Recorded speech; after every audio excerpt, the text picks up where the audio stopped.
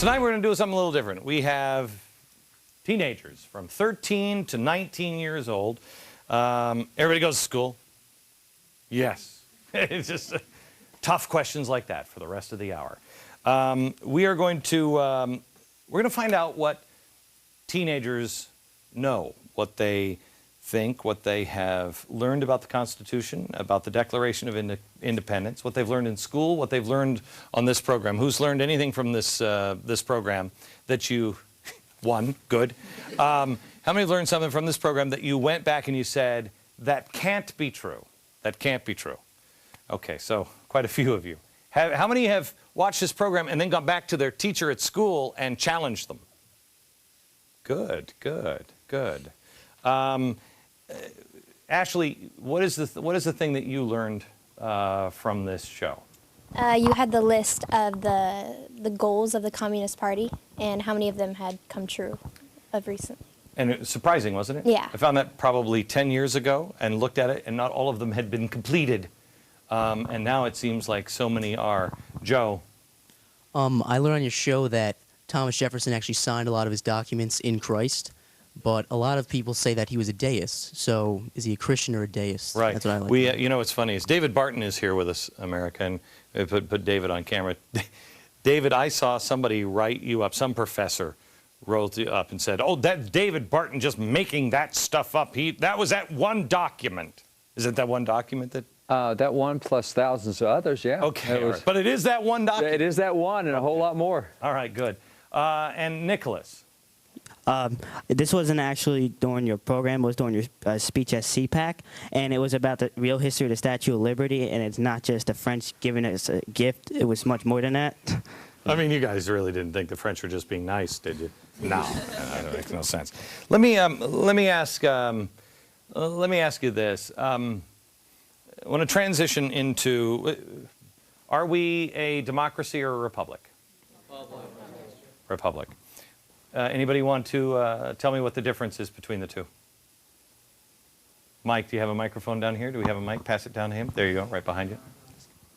A democracy is directly ruled by the people. A republic, you get representatives who rule for you. Why do they do that? Because the people don't have time to read over documents and things of that nature, so they almost hire somebody to do it for them. Okay. Make the best choice for them. Okay. What is the problem with a republic? Well, I guess the people don't necessarily always get what they want. They have to trust in other people. Okay, good. Any other problems that anybody could see? Nicholas, what do you think the problem is? Well, sometimes the people don't elect the representatives directly, and that can sometimes cause a problem, like it has in history. Okay, anybody else? Anybody else see a problem? Pass the mic down here. Go ahead, Scott. It's a lot easier to control one person's opinion than a million. How do you mean?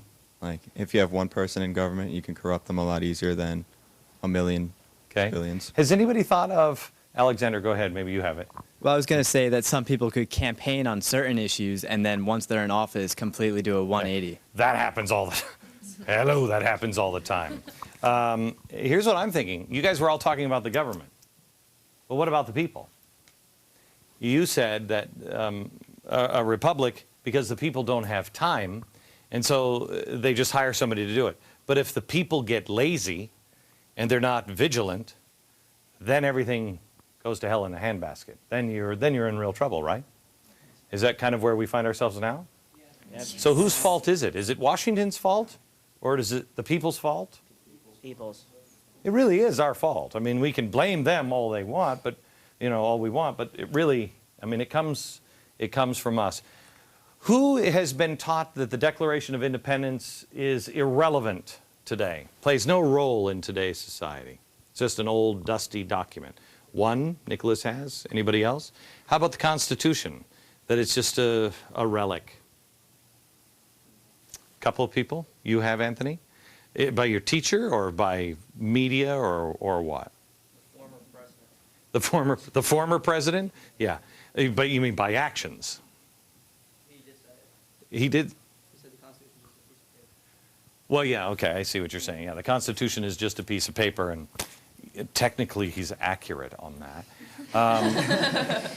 We want to talk a little bit about, and I want to bring David Barton in on this, and I want to talk a little bit about the difference between a republic and a democracy, why it was written the way it was. Can anybody give me, you're a smart group.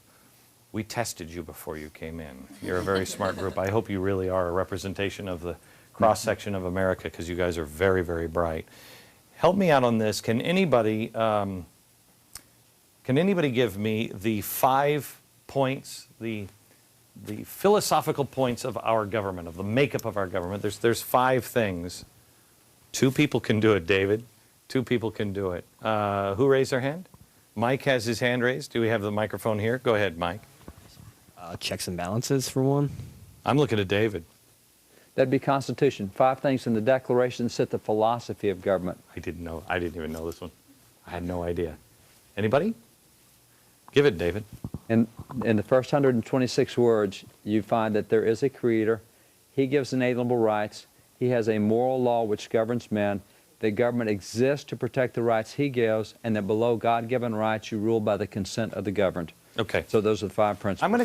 What I'm going to do is, because you guys have a lot of great questions. I've asked you questions. You have a lot of great questions. We're going to get to those here in a second. But first I want David, I guess, to give kind of an overview of, because there are people now that are saying, Woodrow Wilson was one of them. I hate that guy. Woodrow Wilson was one of them, and he has a very similar opinion of the Constitution and the Declaration as Barack Obama. Wilson said, forget the Declaration of Independence. It's an old list of grievances, right? Wrong. It is a list of grievances that's common. Well, here's a good example. 27 clauses in the Declaration tell us why that we separated from Great Britain. Among those clauses is one that says, the king keeps setting up brand new government offices among us. He keeps sending new employees in from the government to eat all of our tax money. Kind of sounds like today. For the grievances, they said, we're tired of judicial activism. We're going to start our own country where the judges don't make policy. Kind of sounds like today. One of them said, we're tired of what's happening with immigration through Great Britain. We're going to do something different. Those are issues that are relevant, and they've not been issues that were isolated just to then. The difference is that progressives think that we make progress as human beings, and so do I. I mean, we're not Stone Age people, right? But the basic greed, desire to control, even keep people, as slaves one way or another, just controlling them, manipulating them. All the bad traits in humans, we don't progress out of those. Now, see, what happens is technology progresses, but human nature doesn't. Right. We've got the same characteristics, the same desires, the same abuses, the same virtue and honor that's there. It's the technology that changes. And so really the idea was a smaller government, because the government, if the government is then just a handful of people, they take it and then they control everybody. And so everybody is under control with these, where a small government, you might have abuses here and there, but the people can rise up against it. And for the most part, people are as free as they allow themselves to be. Based on their responsibility. That's right. And what you have with a larger government is, the problem is larger governments tend to gravitate up rather than down, so they get further away from the people. They're less accountable. They didn't mind large governments if it was local government. But the higher you got up the chain, that's what everybody, the more problem we've was. Gone just the opposite direction here. For instance, let's take immigration. How would the founders view immigration today? What's happening in Arizona? What would they do? The founders looked at immigration and said it was a state issue. And that, I'm talking the signers of the Declaration, the Constitution, those who served on the Supreme Court. Immigration was a state issue. Now, what the feds would do is they would protect the coast and the borders. They would use the Army, the Marines, the Coast Guard, the Navy, whatever. They would protect the integrity of the nation.